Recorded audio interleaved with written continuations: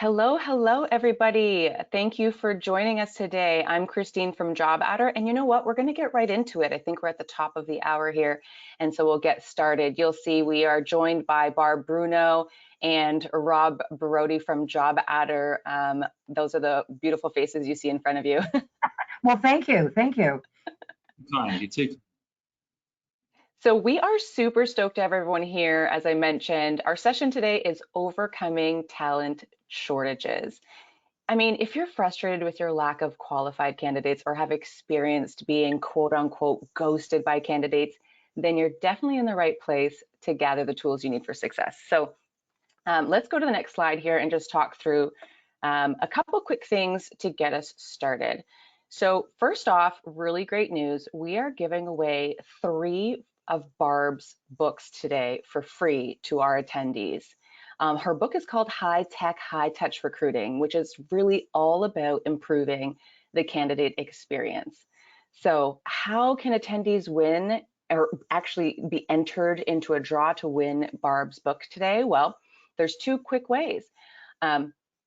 Engage with us. Ask us a question during today's session, comment and so forth. And then the second way is to answer the survey after the session. So any participants that do that in our session today will be entered into this draw to win a free book, and we will be announcing those winners after today. Okay, so how to ask questions? Well, I mean, most of us have been on GoToWebinar before, but if you're unaware, at the bottom right corner of your screen, you will have a questions box where you can put your questions in there. Second, how to fill out our survey. Well, the survey is going to automatically pop up on your browser after today's session, so just hang tight for that to pop up. And of course, as always, we will have the recording that will be in your inboxes a couple days after today, so don't worry about taking any crazy notes today. We will share the recording with you. And then just to set some expectations, wanted to share what's next up for the session. So number 1, Barb's going to take us through the meat of our journey today is overcoming talent shortages. She'll then turn it over to Rob from Job Adder. He's going to do a quick review on how we do this with Job Adder. And then we're going to have enough time later for live Q&A. So of course, we will get to some of your questions today, and the ones we don't get to, we will email you afterwards and try and get to them at that point. Now I'm thrilled to introduce Barbara Bruno. So Barb is based in the US, and she is recognized internationally as one of the top experts in the recruiting and talent acquisition professions. She was actually selected by LinkedIn Learning to create 15 recruiting courses, which have had over 1 million participants worldwide, and they've been translated into several languages. Kogan Page Publishing of London recently released her book, the ones that we're giving away today, High Tech, High Touch Recruiting. They just released that in September of 2020. So Barb is not just a beautiful face, but she's also a very popular and generous speaker. And ultimately, she's really just driven to help others become more successful. Super excited to have you, Barb. Welcome to today. And I'll turn it over to you to take us through the bulk of today's session. Awesome. Well, I thank you, and I thank Job Adder for inviting me to make this presentation and make it free for all of you. So I love when organizations like Job Adder offer free training to help us all get better. Before I start my session, I want to congratulate every single person that is listening to my voice, because you have been an essential employee for the last 18 months, more than ever before. Everyone talks about first responders and, the nurses, the doctors, everyone that is out there on the front lines, but you and I are on the front lines too. And I'm sure that no matter where you're located, you're really seeing the impact of the candidate shortage on businesses. So many businesses have cut hours, they've cut days because they can't find talent. And guess what? That's what you and I do. We help people change their lives for the better every day. So when you wake up in the morning, we don't just have a job, we've got this calling to just make other people's lives better. And then on the company side, we help companies attain their goals and objectives. So if you ever question the value of what you do, this isn't a job, this isn't just a career, it really is a calling to change people's lives. And so I just want to congratulate all of you before I get into my presentation, and thank you for your tenacity, for your willingness to pivot. I've watched recruiters do more for the human race and the economy in the last 18 months than in the past 30 years that I've been in this business. So congratulations. Also, the fact that you're here today. It's the best people in our business that realize we have to keep changing things. There's all kinds of shortages right now. But again, every time you hear yourself say that there's no candidates, I want you to get down on your knees tonight and thank God, because that's when we make the most money. That's when companies really need us. And so a candidate shortage is always good for the recruiting profession. And so let's go with my program now that I've spent some time. Let's see if we can progress. There we go.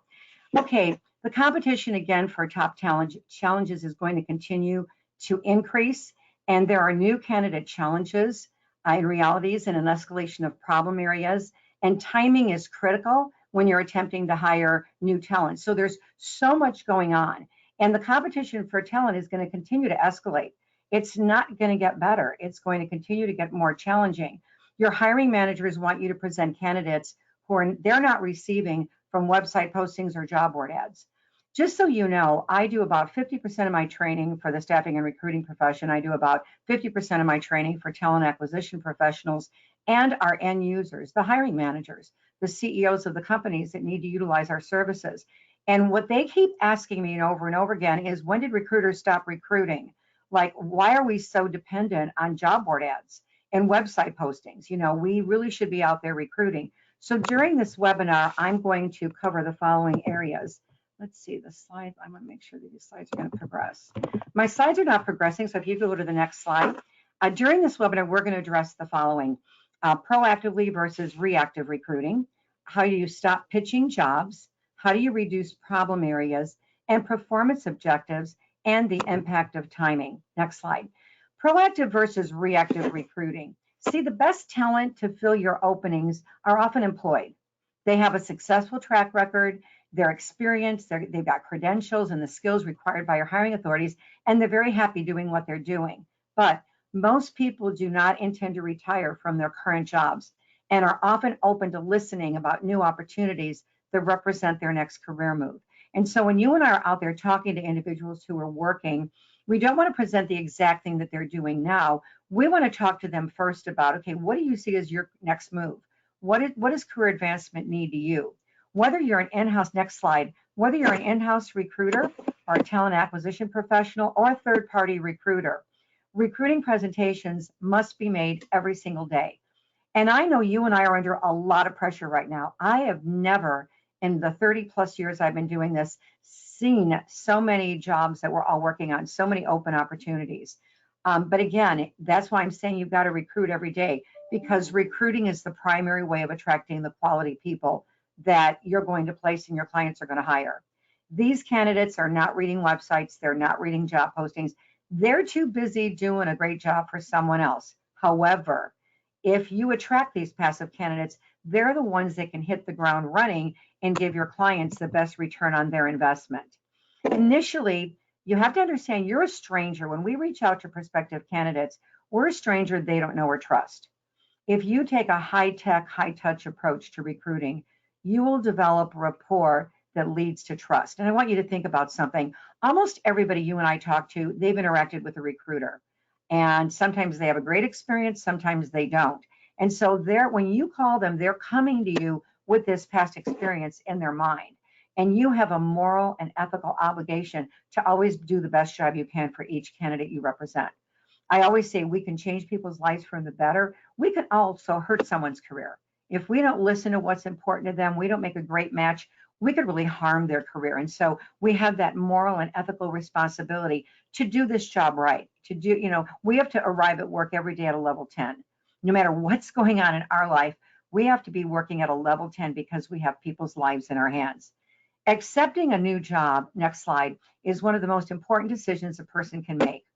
Their decision impacts their quality of life, their earnings, their advancement potential, their future marketability, their family, and the environment and culture where they're going to spend most of their time. Think about all that for a moment.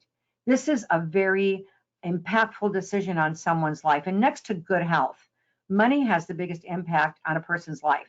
If you have money, you have choices. If you don't have money, you don't. And we've seen a lot of that through this pandemic.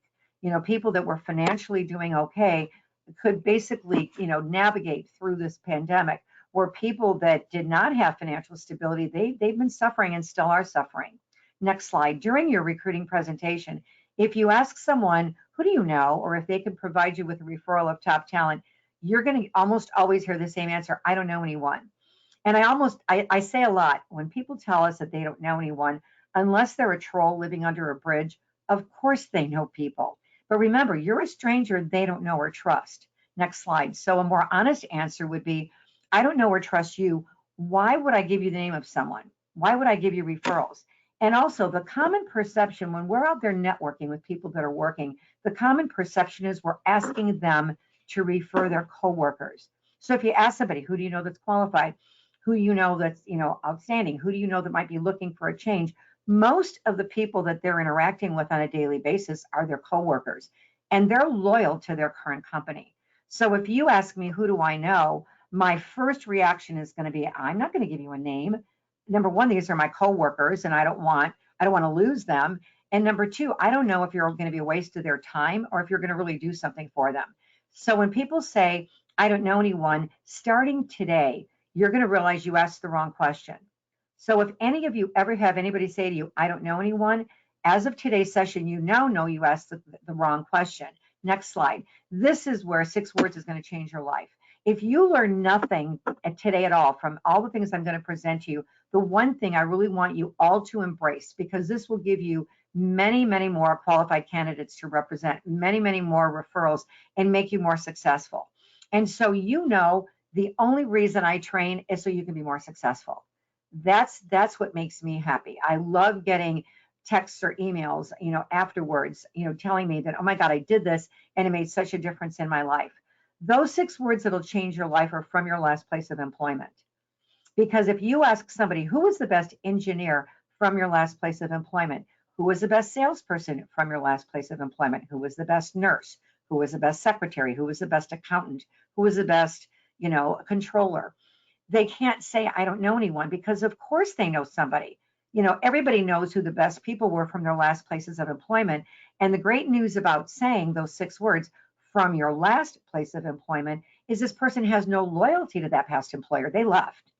And so when you ask this question, you will almost always get a name. And if not one name, you might get 2 or 3 names from them. And if the conversation is going great, you can ask them, well, who was the best engineer from your job prior to this? Go back, 2 or 3 jobs, and this can really escalate the number of candidates that you're going to represent.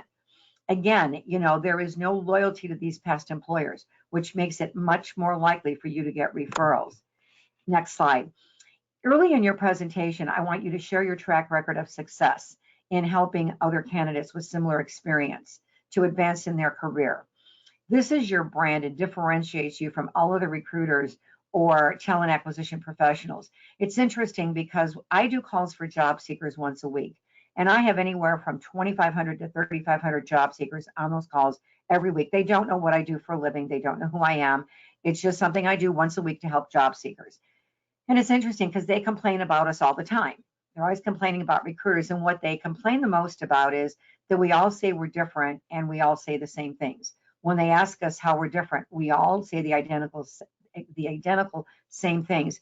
What no one else has is your track record of success.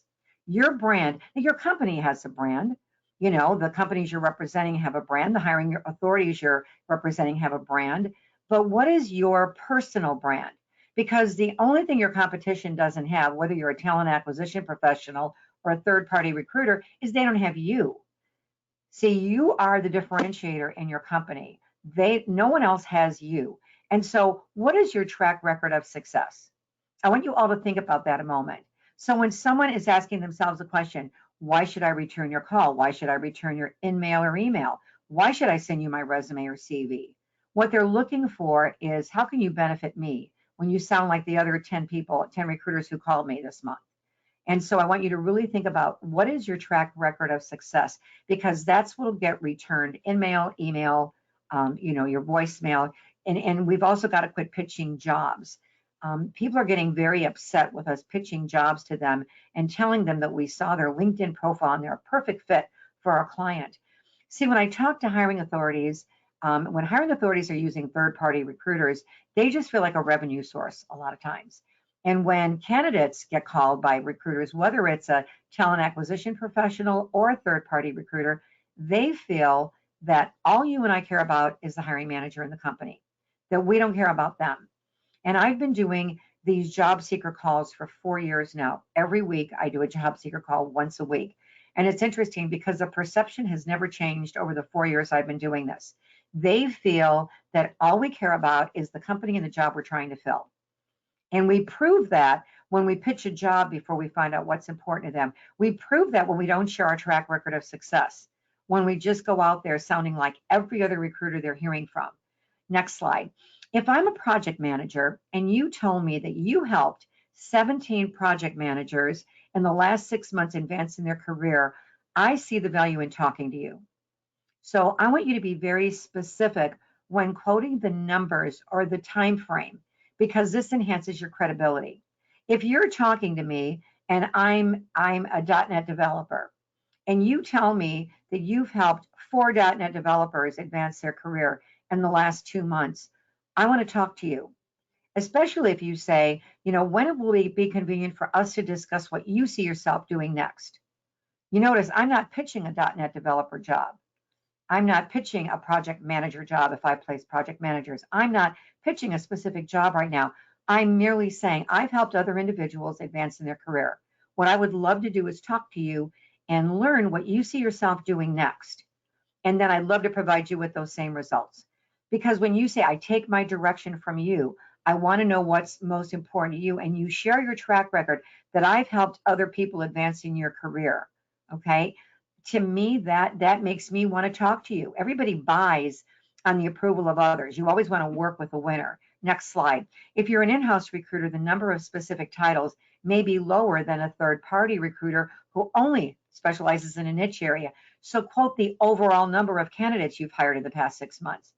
In the past 6 months, we've hired, 30 people. We've hired 30 people. We've helped them advance their careers, and they're all still here. And the reason they are is because we listen what's most important to you. We care about you as much as we do the job we're trying to fill, because we don't really want to hire you. We want you to become engaged and retained. And so the more information you give me, that really gives me a much better opportunity to present opportunities that fit what you want to do. I want to be the best listener in your life. What I want to try to do is see the world through your eyes. Put myself in your shoes and see the world through your eyes. Know what's most important to you and how you can benefit from this relationship with me. And by the way, I intend to partner with you. I truly care about every person that I represent. We have got to start, nurturing the relationships. Sometimes your first conversation with a prospective hire or a candidate is so mechanical.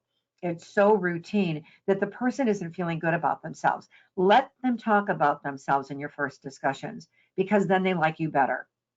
And that's a proven fact. If you let other people talk about themselves, they're automatically going to like you better. And by the way, they would rather talk about anything than what you need or what you want. Like, they don't care what your company needs. They don't care about you or I. They have that tattoo on their forehead. What's in it for me? So every time you're talking to a potential candidate, anytime you're talking to your hiring managers, remember that most human beings care about what's in it for me. How do I benefit by talking to you? How do I benefit by answering an email or an email? And by the way, if you're upset that people aren't answering your voicemails or emails, quite frankly, they don't see the benefit. And that's why they're not doing it. They don't see the benefit in talking to you. I've just come back from 5 conferences, which has been invigorating for me, because I had 30 conferences canceled last year out of 31. And so it's fun being back out there and interacting with individuals. But I'm telling you that everything has changed. What worked before, pitching jobs used to work. It doesn't work right now. Why are all the job board companies going into other businesses? Why are they, owning all kinds of other services? It's because their sales are down, because people are realizing that job board ads aren't giving them what they want. And I want to share a statistic with you. Because I've done 15 courses for LinkedIn, I have access to LinkedIn's big data. And one of the numbers that astounded me is that companies this year in 2021 are going to spend $2.5 billion, with a B, $billion on job board ads. You can't compete with that. They can go out there and have a much bigger splash, in advertising and on job board ads. But guess what? That's why when they come to us, they want us to find people that are not the result of job board ads. They want you to become a recruiter. Again, the question always is, when did recruiters stop recruiting? Next slide. Let's talk about a general recruiting script, because if you're not recruiting passive candidates right now, you're probably thinking to yourself, how am I supposed to do this? So I'm going to give you some scripts. Okay, the first one is just a general recruiting script. Good morning, good afternoon. My name is Barb Bruno. In the past few months, I've helped several, and whatever their job title is, you notice I might be super specific on numbers.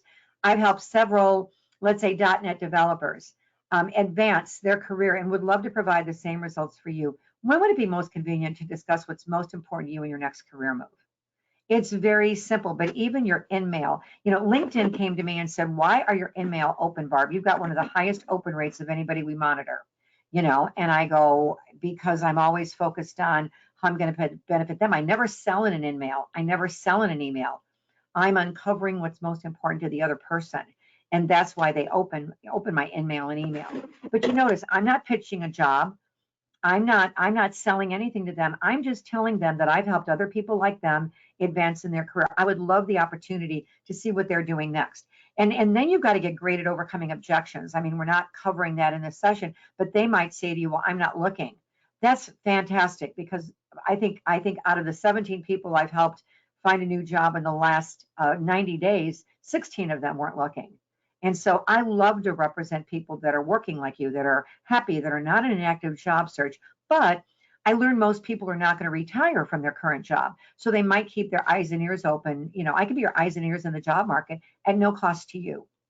So think about that for a moment. If you make these presentations right, it would be really silly for a person not to want to have a conversation with you, because their dream job could land on your desk tomorrow, and you got to tell them that. Your dream job could land on my desk tomorrow, but unless I know what you see yourself doing next, I wouldn't know to pick up the phone and call you. I'm not going to waste your time. That's another thing I hear that they feel about you and I, is that we waste too much time. And you've got to assure them, I'm not going to waste your time. I really want to find out what's most important to you. Next slide. Let's go to a referred recruiting script. So say that somebody gave you a name. So it's similar. Good morning or afternoon. My name is Barb Bruno. I was referred to you by, and again, I'm going to give the person's name if they gave me permission to use it.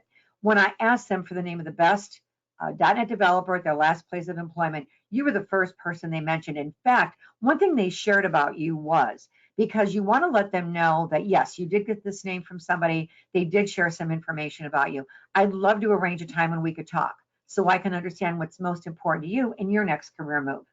The more successful you are at addressing the what's in it for me issue, the more successful you're going to become at recruiting passive candidates. Prospective candidates don't care about you, your hiring managers, your company, who you want to employ. They must determine quickly how you can benefit them, and they don't give you a lot of time. Which leads me to our next slide, which is stop pitching jobs. I've mentioned that a couple times already, but this is the biggest mistake that most talent acquisition professionals are doing right now, and third-party recruiters. Pitching jobs is no longer working, whether it's done by email, in-mail, or voicemail. I want you to think for a moment. When you get home from work, or some of you might be working virtual, but how many sales calls do you return? When someone calls you and they're trying to sell you something, or I love when people ask to connect with me, and then in the invitation to connect, they're already selling me. Those are the only people I don't connect with, because I'm thinking to myself, okay, you're asking to be part of my network, which is great. I don't mind, letting you benefit by my network, but don't try to sell me before I see the benefit in this relationship with you. And so think about how many sales calls that you return, and listen to your voicemails. I've got this opportunity. I'd love to run it by you, and if they're not someone who applied specifically for a job, they're getting those calls all the time. People are hearing from recruiters more than they've ever heard before, both talent acquisition individuals and third-party recruiters. And so you've got to sound different. That is why your outreach contacts are being ignored. We keep blaming, by the way, the millennials for everything. And just another number that you all need to realize is millennials and Gen Z are going to make up 70% of the workforce by 2025. That's 4 years away. And so you've got to be able to deal with generations that may not have the same viewpoints as you do. They might not communicate the same way you do. I did a session yesterday for a group that is mentoring teenagers, and they're having trouble mentoring the teenagers. And so they hired me to teach them how to mentor. And so as I was going through it, they go, oh my God, that's spot on, that's spot on. Well, but we don't agree with that. And I said, it's not your job. And it's not our job, by the way, to ever agree with the candidate we represent. Yours and my job is not to agree with them, not to disagree with them, or to judge them. Again, as I told you earlier, when you're representing somebody, they've got to see the benefit to them, and you've got to put yourself in their shoes, see the world through their eyes. Only then can you present yourself as a solution or someone that can help them advance in their career. We've got to quit pitching. And I know most of you don't know me, but if you knew me, you would never believe that I'm using the words slow down when I'm training recruiters and talent acquisition professionals. Slow down long enough to find out what's most important to a person. Next slide. You want to propose a discussion about what they consider as career advancement. Many individuals have reevaluated their life in the past 18 months. I had something go across my computer right before I logged in. I'm not a news person. I don't watch the news because the news is so depressing. I get a few notices, and I follow the CDC. I follow a few things myself. But as recruiters, we can't afford to wake up in the morning and listen or watch to the news, because if you listen to the news, it's so much doom and gloom. But something crossed my computer this morning that said more people left the job market in the last month than ever before in history. And they didn't leave necessarily because of the pandemic. They left because they're not happy. I know in the United States, we're having a tremendous number of people leaving their jobs now because they're refusing to get vaccinated. We've got airlines that have tremendous, delays. We've got hospitals that are short-staffed because, again, there's the controversy of the vaccination. And by the way, wherever you are, if you've got people who are vaccinated, that has to be included in the way that you're marketing them to potential employers, because so many employers are wanting that. And so if you have candidates that are vaccinated, you can use that as a selling point, that this person is fully vaccinated. Or if you work for a company, or you've got, client companies that don't mandate a vaccination, then, present them with people that are not. So this is a whole new thing that you and I have to deal with that we didn't have to deal with 18 months ago. But everybody's evaluated their life. And what I want you to really embrace today is they don't necessarily want to do tomorrow what they're doing today. People are really looking to do different things. They're looking for a different quality of life. A lot of people have moved. They've done, in fact, one of the individuals from Job Adder, when we were interacting this morning, he made a comment that he just moved. He moved out of downtown London so that his dogs could run around in a field. I mean, everybody has done those type of things. You've got to also schedule a time that's most convenient for them. What you and I do for a living is not an 8-to-5 job. If you want to establish rapport, and I want to give you this hint in every relationship that you have. It's the relationship you have with your family, your spouse, your partner, your kids, your boss, your coworkers, and candidates and hiring managers. People want to know 3 things they're never going to ask you. They want to know, number 1, can I trust you? Number 2, do you care about me? And number 3, are you going to do what you promise? That's what the human race wants to know about any relationship, whether it's a business relationship, whether it's a personal relationship. Those are the questions people want answered. I've studied this for years. Now, no one is going to ask you, can I trust you? Do you care about me? Especially a prospective candidate. But that's what they want to know. And when you realize that, use those words. I hope that to develop rapport where you're going to realize you can trust me. I care about every person I represent, and what I tell you is what I'm going to do. I am not going to waste your time. If you that will differentiate you from most people that they're hearing from. Next slide. You also want to reduce problem areas. We're in a sales profession, and problem areas can prevent you from success. They're gut-wrenching, and they can be devastating. And so rather than focusing on problem areas, let's focus on the solutions. And so next slide. First slide is no-shows and ghosting. What I want you all to think about for a moment is every time you point the finger at someone else and you blame someone else for doing something, there's 3 fingers pointing back at you. What could you have done differently? No-shows and ghostings. During interviews, you've got to listen more and talk less. You've got to assure them you feel confident in your ability to place or hire them, or give them other options. Be honest with people. Don't leave them hanging. Don't not respond to them. Discuss your process. Let them know it's important for them to keep you informed about what's going on, because again, you're taking your direction from them. When you say, I take my direction from you, it empowers the other person. Always schedule a prep the night before. Let them know the interviewing process, what they're going to expect, and call the day of the interview to wish them luck, but also make sure they're showing up. Next slide, no starts and offer rejects. Most recruiters do a very bad job of keeping in touch after they put someone in a job or after a candidate is hired by your company and have been onboarded. Always keep informed of all interview activity. Don't be so confident that when you've hired somebody that they've quit interviewing, because often they haven't. Have them call you once they handed in notice, and once they tell you they've handed in notice, ask to check a reference at their current employer, because then you'll find out they didn't hand in notice. They just told you they handed in notice. If you say, I'm so glad you handed in notice because we wanted to check a reference with your current employer, but we didn't want to do that, till you resign, you're going to be amazed at how many times they're using you to get a counteroffer, or they're looking at other things and they have not handed in notice. Attempt to schedule lunch with the new employee. So in that 2-week notice period, have their new boss take them to lunch, bring them in to do paperwork, do something. You've got to absolutely keep in touch. Keep in touch after you hire somebody. Next is counteroffers. Ask them point blank. Next slide. What would you do if your current company were to give you a counteroffer?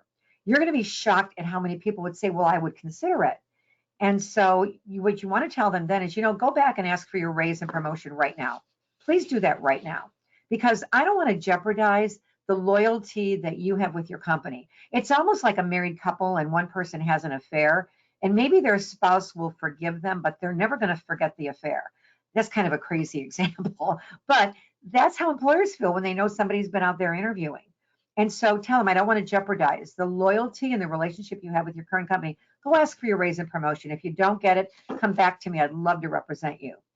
Now, then when they come back and say, some people say, I will not accept a counteroffer. We ask them, why not? And write down verbatim what they say. And tell them, you know what?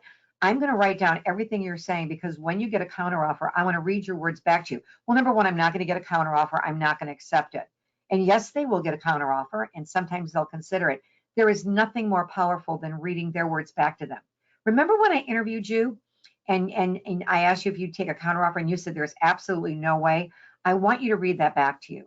And see, you have to get answers that are not money and advancement, because that's what a counteroffer is. So make sure that when you're getting these reasons why they won't accept a counteroffer, that it's not money and advancement. You never want to allow a candidate longer than a 2-week notice unless there's a relocation involved or some contractual agreement involved, and nurture and follow up 6 to 12 months after the hire. Whether you're an in-house talent acquisition professional, I know that you've got people in HR, you've got people in charge of onboarding, you've got the managers nurturing, but you're the person that they first talk to.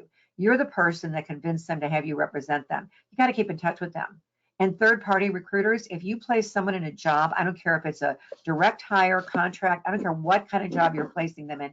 If you place them and forget them, then you've proven them right, that you didn't care about them. All you cared about was the client. You just cared about filling the job.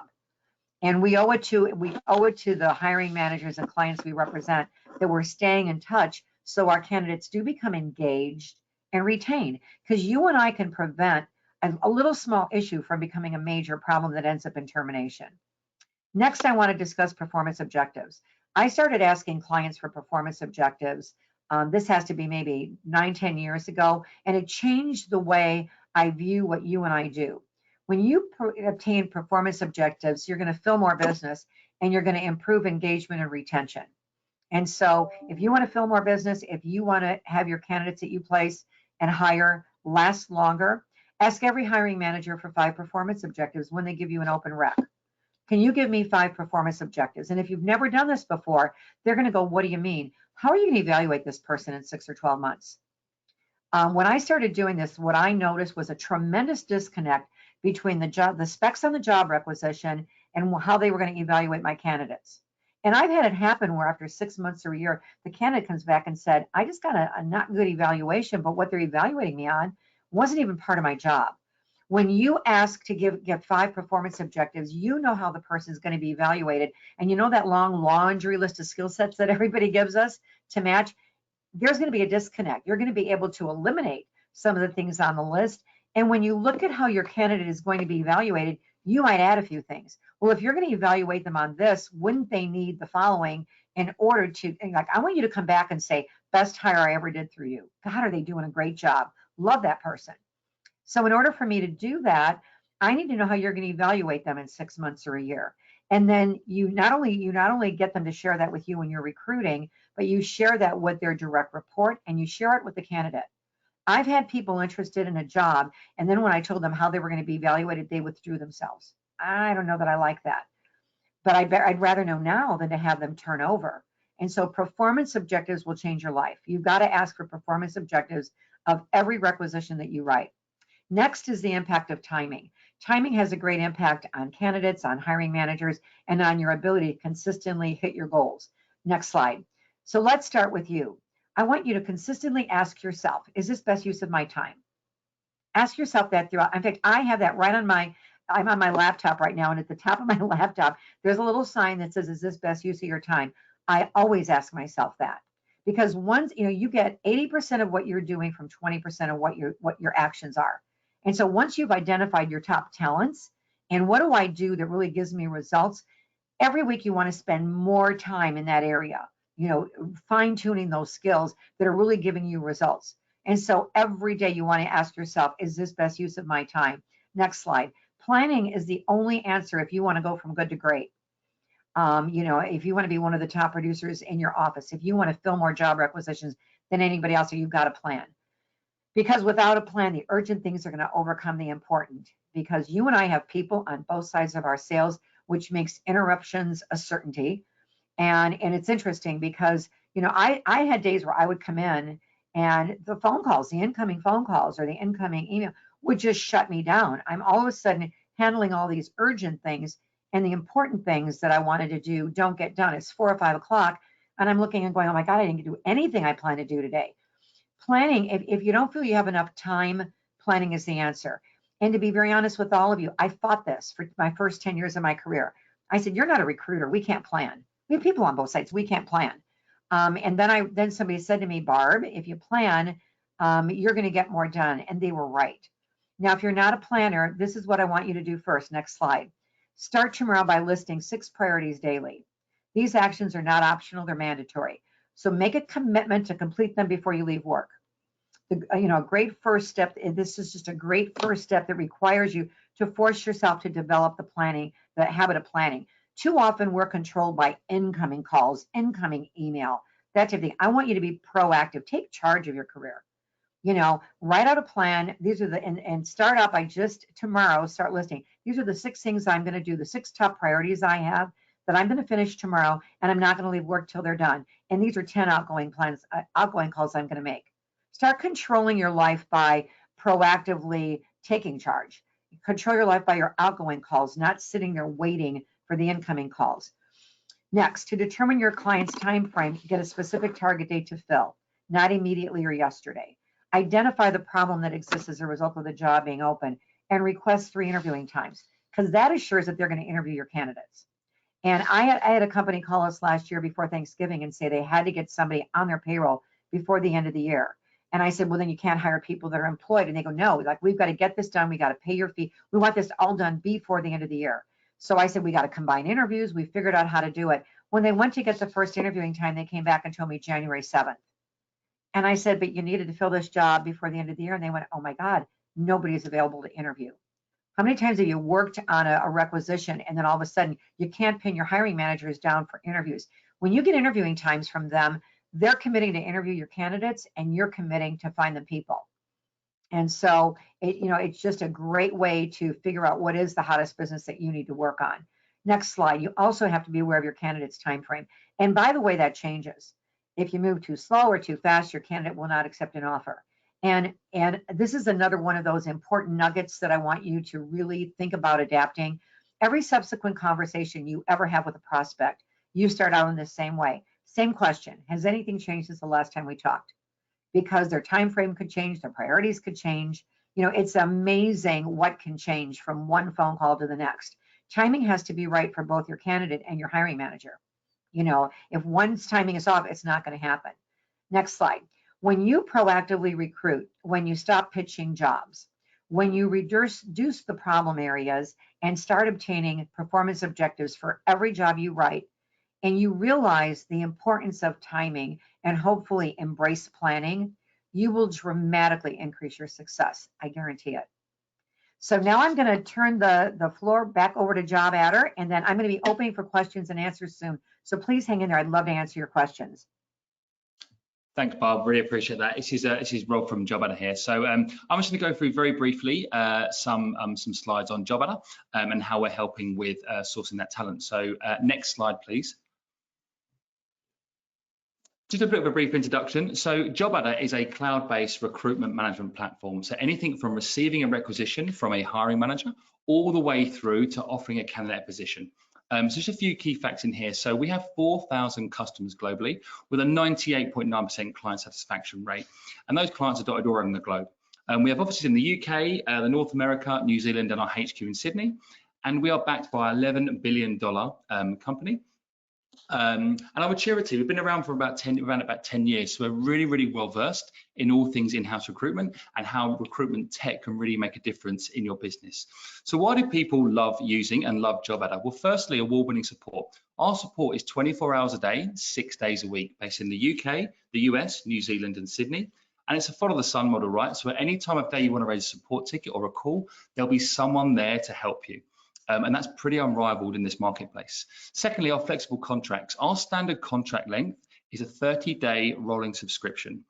None of these 12, 24, 36 months agreements.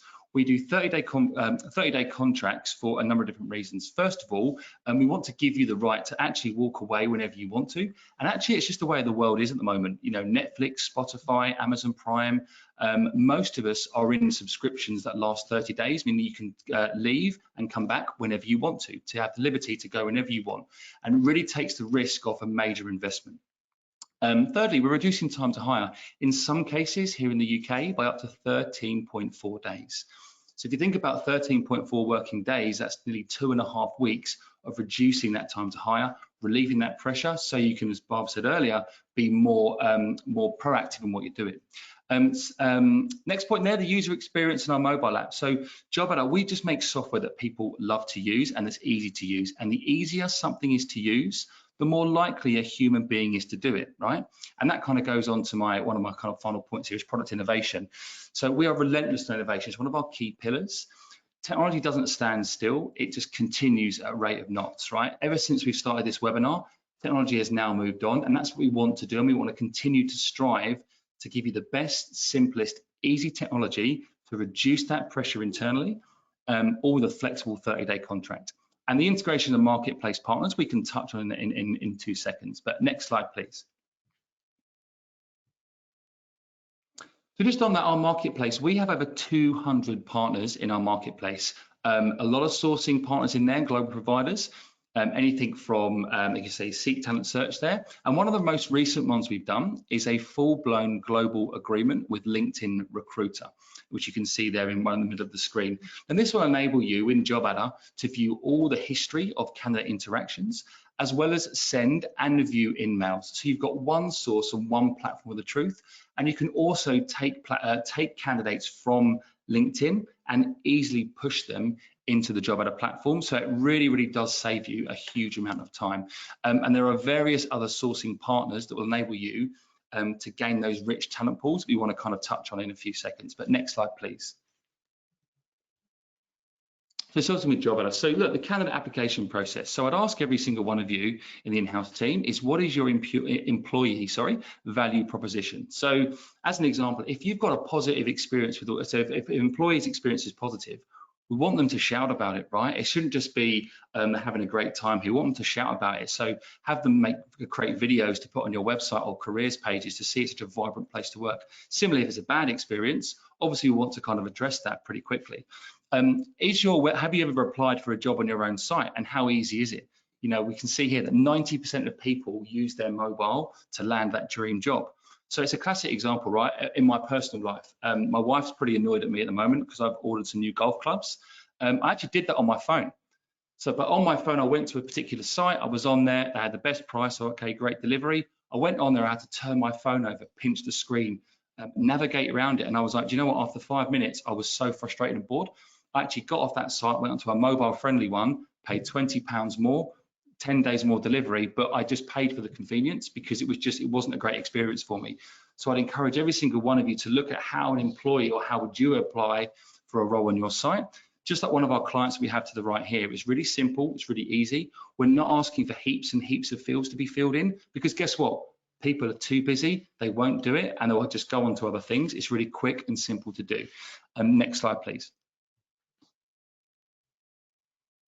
So searching and screening. So what we can see here is a really basic kind of view of job adder in a job record card. Now you see on the right hand side, you have a filter column. To see there, what you can do is really quickly, easily search your talent pools in your database.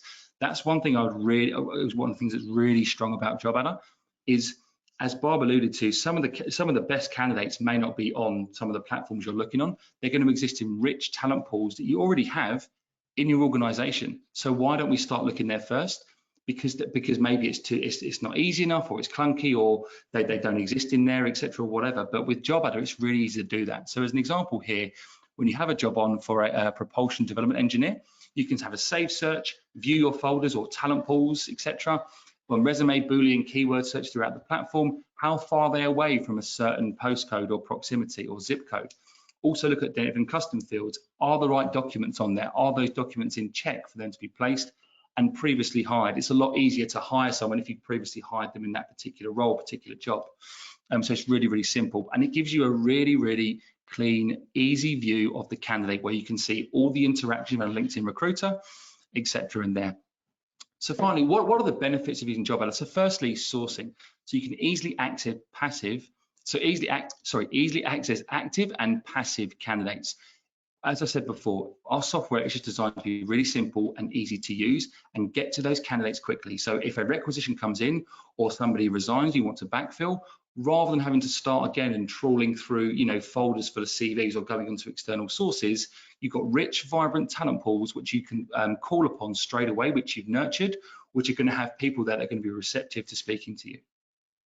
Speed, filling roles 36% faster than your competitors.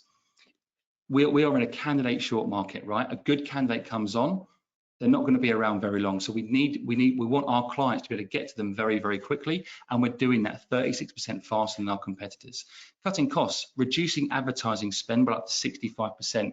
Again, rather than spending X amount of money and posting out all these job adverts and just being reactive and waiting for things to come in, that's going to increase your time to hire. And it's also going to increase your costs. So having, again, those rich, vibrant talent pools of people in your database is going to help with that. And saving time. We're reducing the admin time by up to 50%, making it really, really simple to give you that time back to do the more proactive things and the fun of recruiting. Driving engagement, improving that candidate engagement and that employee value proposition. And finally, look, enjoyment. Spend more time doing what you're doing. More time doing what you enjoy. Like me, playing golf or walking my dogs. Quite simple. So the question is really, what would you guys do with that extra time? And with that, thank you very much for your time. I appreciate it. I'll hand you back over to Barb. Thank you very much. Yes, thank you, Rob from Job Adder. Thank you, Barb. So far, really great presentation, getting a lot of great feedback. Let's get right into questions. We have about 10 minutes left. We got a lot of great questions here. So first one, Tony asks, we talked already about scripts for in-mail and email. But what about in person in terms of what's a good icebreaker first line to build trust with potential candidates?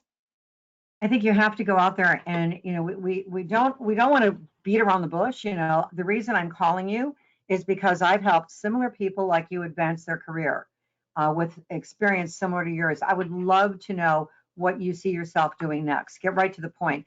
People don't want, too often recruiters go, good morning, how are you? That instantly tells them you're a salesperson. So it's, hi, my name is Barb Bruno. Let me explain the reason for the call. I've helped other, so get right to the point, let them know you've helped other people just like them advance in their career. You'd love to know when it would be best to talk to them about what they see themselves doing next. And if they say, I'm really not looking, that's great.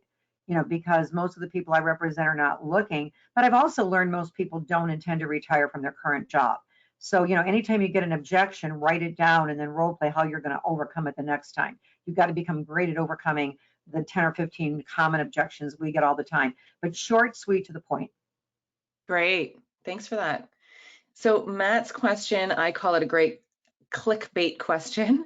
What are the subject lines you're using for some of these messages for email? Hey, for email, the best way to get, and you're going to find this really funny, but I Google what subject lines are being open. According to LinkedIn, over 80% of all email are not open. Over 80% of emails are not open.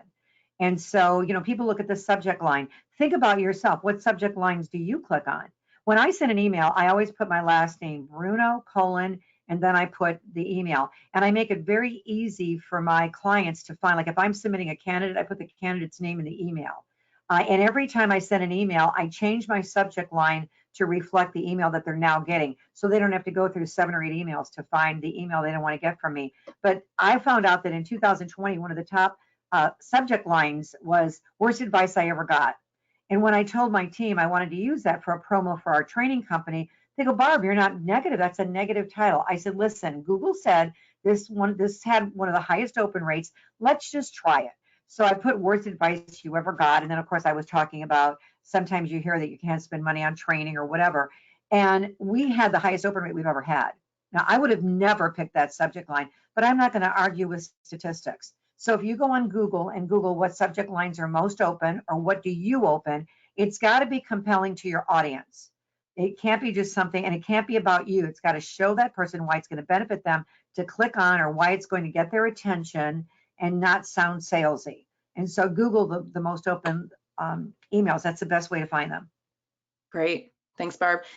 Tony mentions, how many touch points should we plan for to get a hold of a candidate without pitching a job? I assume we only pitch a job after we see a match. Is this right?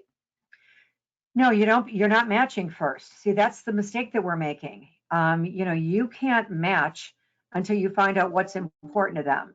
So, first of all, you've got to set up a conversation. They've got to see the benefit to themselves to talk to you. They've got to see the benefit to them to even submit their paperwork, their CV or their resume. And then once they do that, you've got to interview them and find out what's important to them. If they say, what job are you thinking of? I'm not. I want to take my direction from you. You have to understand that I care just as much about you as I do the job I'm trying to fill. So, we've got numerous opportunities. Let me find out what's important to you to know what to present to you. I don't want to waste your time. So, the touch points, again, if the touch points are about them and not you, then they're going to talk to you. And once you know what's important to them, only then can you present a job or match. Sounds good. All right. Laura asks, how do you find the employer and the employer handles you keeping in touch with a candidate if they've hired through you? What if the employer receives a poor review from a candidate? Do you then go back to the hiring manager? And if so, how does that conversation go? Okay, there's about 4 questions there. So first of all, we give a list of expectations to every hiring manager that we work with. This is what you can expect from us. This is what we need from you to find the talent you're going to hire. And when we're telling them what we need from them, like we're going to ask you for 3 interviewing times, and then we put under that the benefit to them, because that's going to assure that we submit talent to you.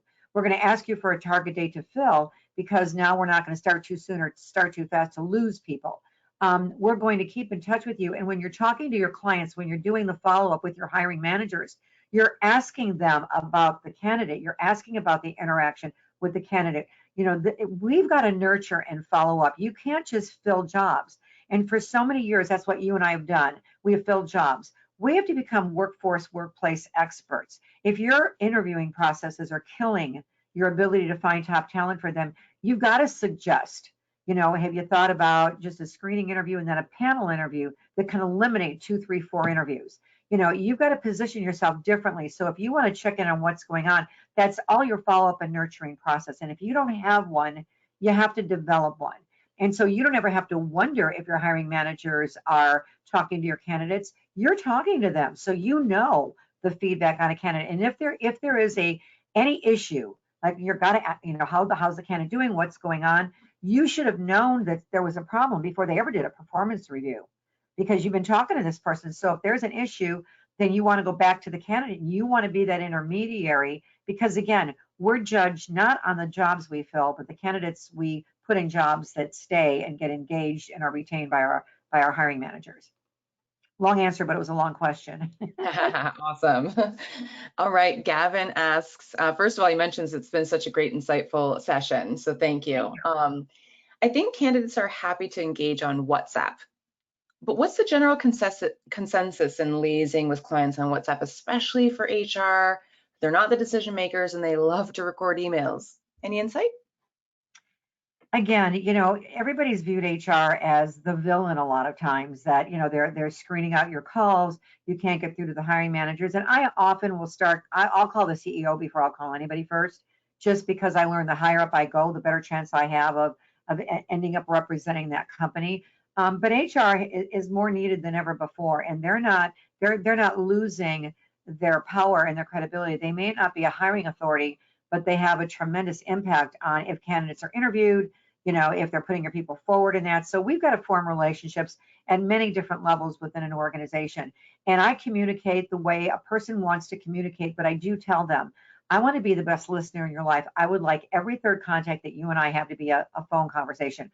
I also have a conversation on Friday afternoon with every open requisition. Anybody that works for me, if they have an open requisition with someone, we call the person on Friday and let them know what we did for them that week. And if we weren't able to surface talent, why? Because sometimes, you know, when we're giving that verbal feedback, and you might think, I don't have time to do that. You can't afford not to do that. Because if you've worked 2, 3, 4 weeks and something is not working and you're not filling the job, the hiring authority is wondering what you're doing and why you're not filling the job. And they haven't gotten any feedback from you. They don't know if you're working it or you ignored it. So every Friday, in our expectations, we say, we're going to call you every Friday. And if they're not there, we leave a voicemail. We do not leave our message on the voicemail. We say, please call me. I've got an important update on progress on your opening. And then we let them know this is what we're finding. Sometimes we ask them to raise the money or lower the experience. Almost always they'll lower the experience because they don't want to go above their budget. But, you know, I think that I communicate the way people are comfortable, but I want every third contact, and I want every Friday, I'm going to have a conversation with every person that we have an open rec on. Amazing. Okay, great. With the constant bombardment from job alerts in high demand, low supply fields such as the skilled trades, what do you recommend recruiters do to combat that constant influx of alternate opportunities, as it's only gotten more competitive by the day? Hayden asks. There's nothing you can do that's going to calm down what's going on out there. I think everybody talks about the talent war. Well, it's over. Talent won, you know, and so there's a shortage everywhere. And you mentioned skilled trades. There is nothing you can do. And what you have to do as a recruiter is you have to realize that most people don't want to look at one opportunity. They don't want to just look at one job. And so if you have multiple opportunities, now this is easier for a third party recruiter than it is an in-house recruiter. But, you know, the minute you book a person on an interview, you've got to present a couple other jobs to them, because if you don't, they're going to find a couple other interviews on their own. And so, you know, and if you're in a larger company, you know, are there other opportunities you can present to them? They want a choice. And so they are going to go out there and market themselves. And candidates are more networked now than they've ever been in history. You know, I mean, everybody's connected to so many people. And even if you recruited a passive candidate, once you start working with them, they're going to put their feelers out there on their own. So you've got to set up 2 or 3 interviews for everybody, but there's nothing you can do about the influx of competition. There's nothing you can do, because it's only going to get worse. Wow, amazing time today. Thank you so much. Mega thanks to you, Barb. We love you. This has been excellent. I love that we can just address these questions. Everybody was super engaged. Thanks to our audience today. The fun part about it, we will be answering any other questions that came in after the session. So stick around for that. The recording will also be shared as a reminder. And last but not least, thank you to Rob as well from Job Adder to help us understand how Job Adder helps with sourcing. Don't forget to stick around for the survey after the event. It will automatically pop up on your screen. Thanks, everyone, and have a happy Wednesday. Yes, please join me on LinkedIn, and I can also answer questions there. Thank you for inviting me, Job Adder. Love you guys. Thanks, Barb. Thanks, Rob. Bye-bye. Thanks. Bye, all.